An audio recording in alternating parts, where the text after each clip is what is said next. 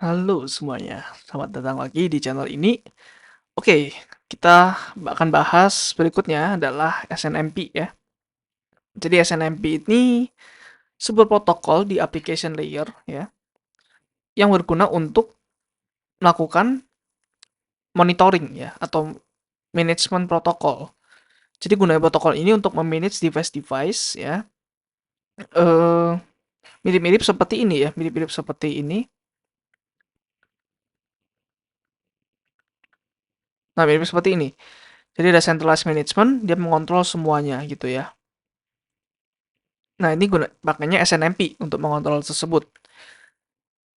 Nah, yang tengah tadi yaitu namanya SNMP Manager ya. Oh sorry, gua belum lanjut ini ya.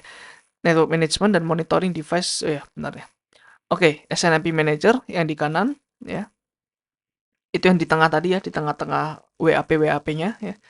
Jadi SNMP Manager dia eh, ada dua macam software yang ada di sini. Yang pertama NMS ya untuk melakukan manajemen device-device-nya tersebut ya.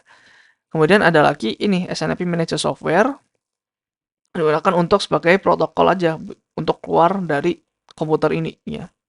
Jadi manajer itu juga komputer teman-teman ya. Dia berjalan di hardware dan ada softwarenya. Kemudian ini SNMP command, terus ada SNMP responnya gitu ya. Ya ini mirip-mirip seperti kayak HTTP atau LDAP gitu ya. Di layer 7 atau layer aplikasi.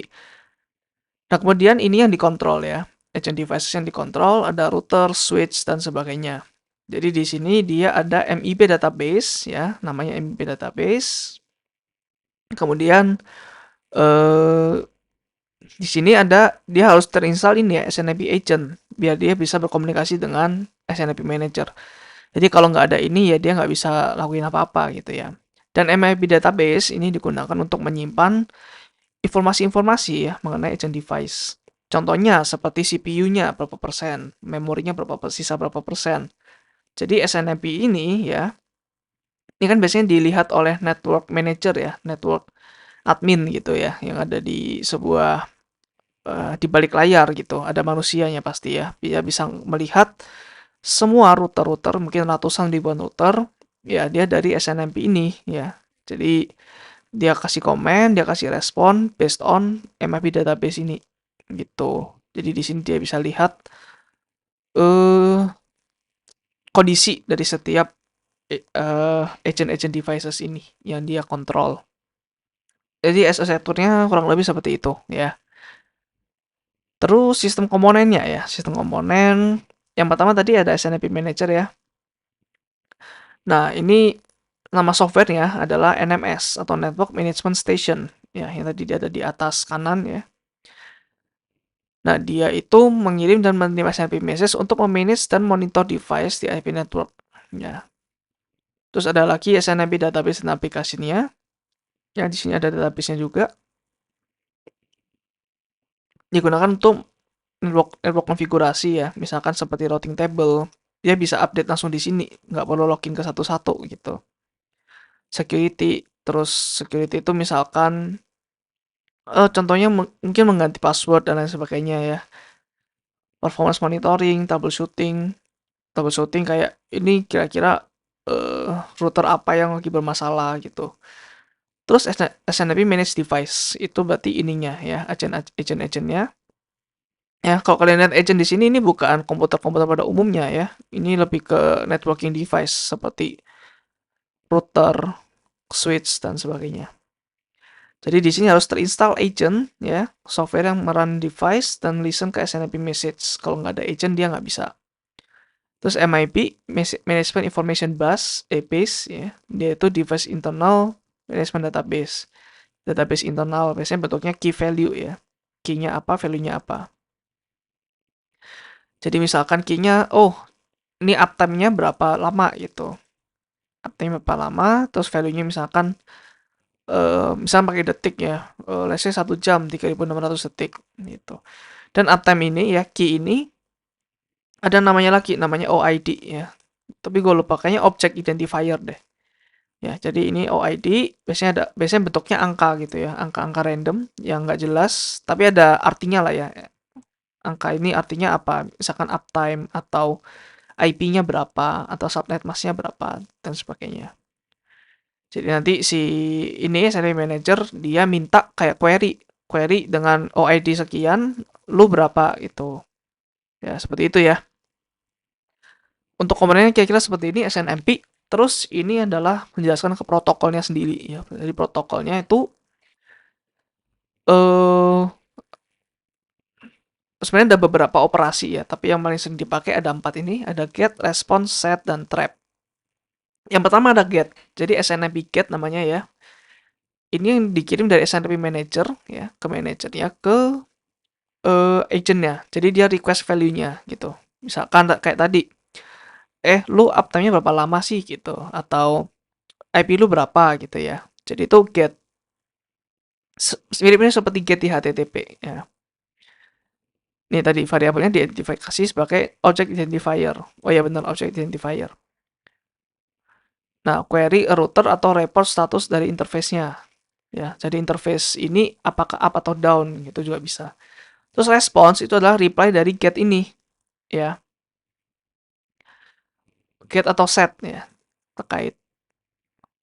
Nah, response-nya itu mengandung value ya yang di request dari get atau statusnya kalau set ini. Misal, nah jadi set ini ya, jadi kita ke set dulu. Set itu ketika SNMP manager mau bilang ke SNMP agent-nya kalau minta ya request untuk mengubah database-nya gitu. Untuk modify value variable. Jadi MIP-nya minta diupdate dari SNMP-nya. Nah, sebenarnya kan kalau nggak ada set, MIP ini diupdate dari mesin ini sendiri ya. Dari mesin ini sendiri. Tapi kalau dari SNMP set ya, dia tuh request update ini gitu. Dan dia harus nurut gitu ya. Nah, itu set teman-teman. Set itu meminta untuk update. Mirip-mirip seperti HTTP post gitu. Nah, response bisa kalau responsnya get, berarti dia kasih datanya.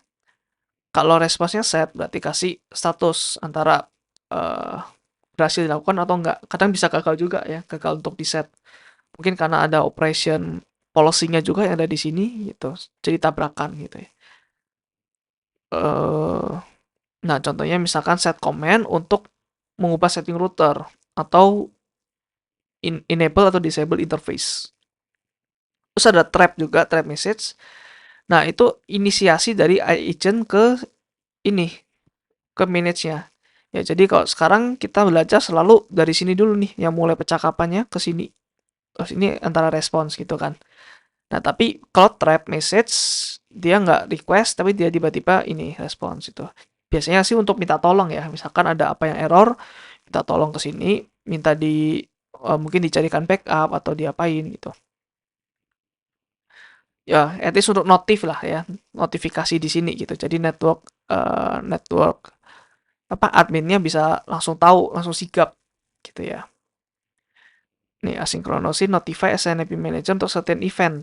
Nggak seperti get dan set command ya. Ini diinisiasi manager, trap itu diinisiasi oleh agent ketika kondisinya terpenuhi, seperti sistem error, reboot atau configuration change. Oke. Nah, SNMP ini melahirkan sesuatu yang sebelum itu ini adalah link ya untuk kalian coba sendiri. Ya, SNMP ngeran SNMP server di dalam Kali Linux ya.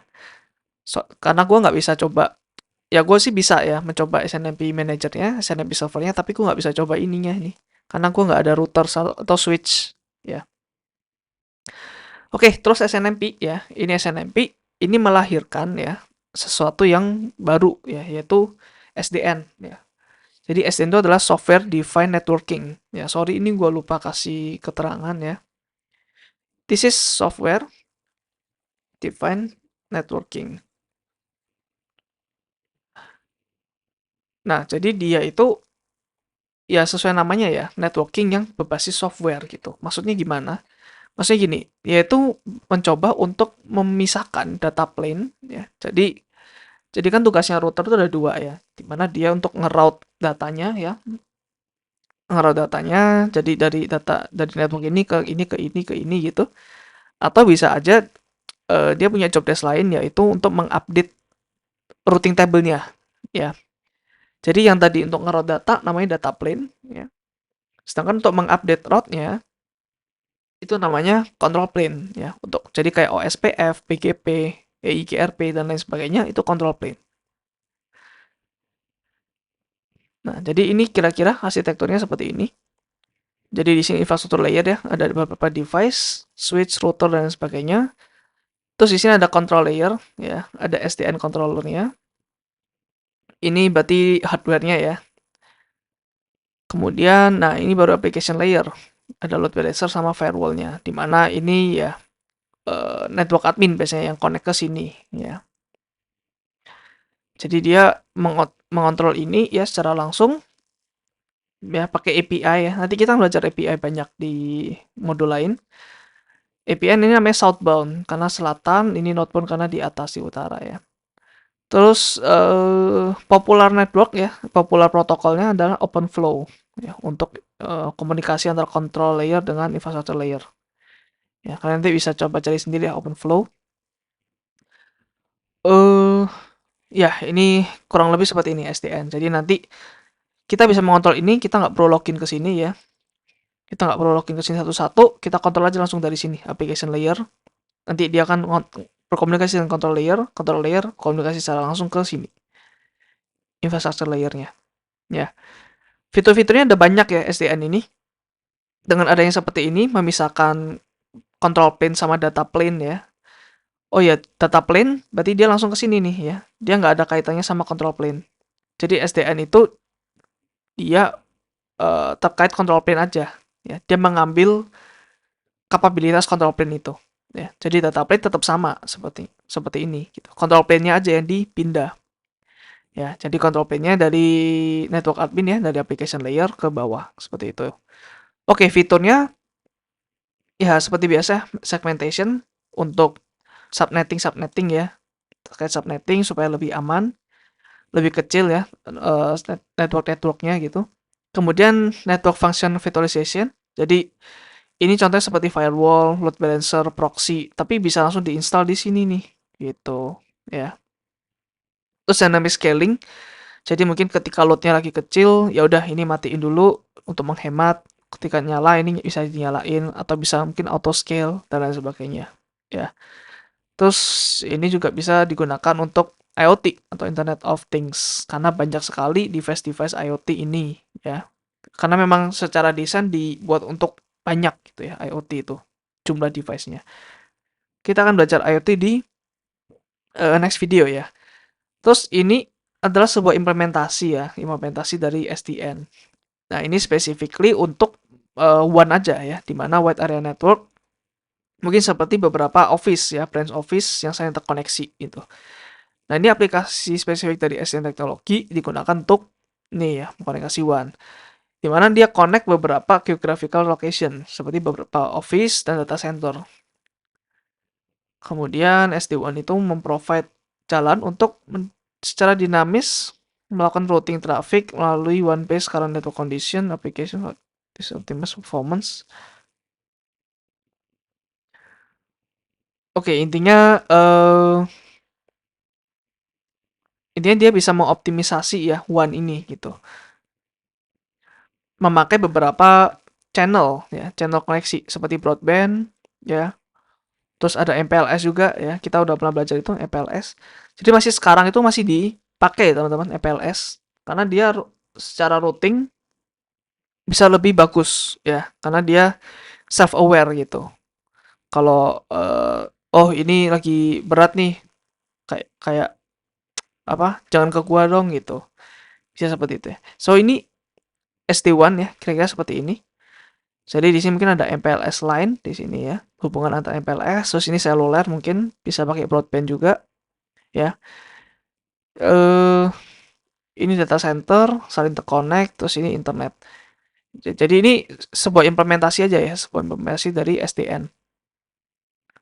Nah, SD-WAN ini biasanya ada router khusus ya, router khusus yang enabled untuk SDN. Jadi harus support ya SDN-nya. Biasanya sih punya Cisco ya, Cisco yang mungkin kinda monopoli gitu ya untuk SDN ini. Jadi ya ini harganya juga nggak murah ya untuk switch atau router yang bisa mengakses SD-WAN ini. Gitu teman-teman ya. Jadi mungkin nanti control plane-nya ya ada di internet atau mungkin di sini ya. Karena harusnya centralized itu ya. Data plane-nya. Sorry, control plane-nya. Oke, itu aja teman-teman untuk SDN, dan di video ini kita udah belajar SNMP, bagaimana kita memonitoring atau memanage beberapa networking devices. Kemudian nextnya kita juga belajar tentang SDN dan juga penerapannya di SD-WAN. Itu aja teman-teman untuk video kali ini. Thank you dan nonton sampai akhir, dan kalau kalian mau support video ini, channel ini, kalian bisa support melalui link yang ada di deskripsi ya. Thank you teman-teman, see you di next video. Bye.